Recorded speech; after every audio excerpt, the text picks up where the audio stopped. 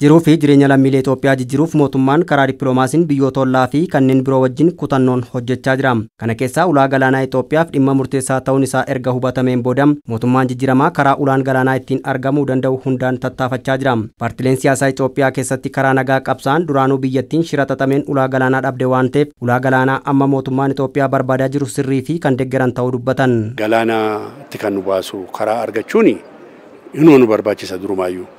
Kanas immoo Ihaadeeg yeroo sana keessaa utuu kana irratti dippiloomaasii irratti utuu hojjetin utuu waan hin ta'in qaama galaana nu geessu dhabne.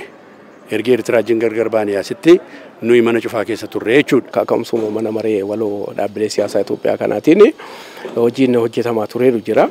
Fakkeenyaaf yeruma dura Puuntlaandii wajjin Somaalilaandii wajjin mallattoon ulaa galaanaa dhimma irratti yeroo walii galamu walitti qabamne akka yaadaatti akka duudhaatti yookiin immoo akka pirinsipiliitti kan deeggaramuu qabudha. Garuu immoo wanti of eeggannoon godhamuu qabu hundisaa godhamuu qaba jennee yaada kennee turre. Amma baay'inni uummata Itoophiyaa miliyoona 100 ol darbuu kan kaasan paartileen siyaasaa kunniin biyyi uummata hanga kanaa qabdu addunyaa irratti ulaa galaanaa dhabuun waan dabaa jechuun dubbatu. Itoophiyaaf ulaan galaanaa dhimma jiraachuu lammiilee ta'uu ishee himanii mootummaan Itoophiyaa karaa dippiloomaasiin waliigaltee karra galaanaa akka xumuruuf waan dandeenyuun cinaa dhaabbannaa jechuun himu.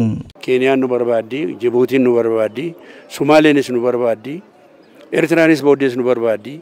Sudaanis karaa sana nu barbaaddi namni nu barbaanne hin jiru. Karaa dippiloomaasii hamma danda'ametti itti yaalanii argamee jennaani qaawwa karaa galaanaatti nama geessu argatanii jennaani ittiin deemuun hin danda'ama. Isa nuyi hin jibbinus hin mufannus argamnaan faayidaan isaa kan hunduma keenyaa wanta ta'eef kanaaf itti gammanna malee waan dallannu hin qabnu. Marii goonee turre isarrattis Itoophiyaan isheen qabatteettu karaa nagaatiin argachuudha kan jedhamu ture kan nutti himameeru. Kanaafuu isa kanas quba qabaachaa turre mari'achaa turre mootummaa wajjin karaa nagaa fi karaa seera addunyaatiin akka addunyaa irraa walitti walii galee fi dippiloomaasiis akka hin miinetti jechuudha. Nagaas akka hin miinetti dippiloomaasiis akka hin miinetti itti deemamuu qaba jedhudha. Waajjira paartii muummichaatti itti gaafatamaa biiroo ijaarsa aadaa dimokiraasii fi dhimmoota filannoo kan ta'an Dr. Ashabbir Taaddaseen mootummaan ulaa galaanaa kana argachuuf paartilee siyaasaa dabalatee kanneen qaamni isaa ilaallatu waliin karaa dippiloomaasiin xumuruuf socho'aa akka jiru dubbatan. Kanaafis carraaqqii paartileen siyaasaa Itoophiyaa taasisaniifis galateeffataniiru. Uummata miliyoona 130 ol taanee odoo jirru miliyoona 130 ol taanee odoo jirru waan baay'ee alaa biyya alaa biraatii galchaa odoo jirru itti fufuu hin dandeenyu dhimma jiraachuu keenyati. Kanaaf ulaan galaana kun akkaataa maleedhaan deeme waan ta'eef nu ilaallamuu qaba. Cufamnee taa'uu hin dandeenyu. Kanaaf seera fi heera addunyaan ittiin bultuun heera dippiloomaasiitiin ulaa galaana kana argachuu qabna, qooddachuu qabna. Nurraa fagoo hin jiru qaama lafa keenyatti dhiyaatee jirudha. Nutti dhiyoo jira.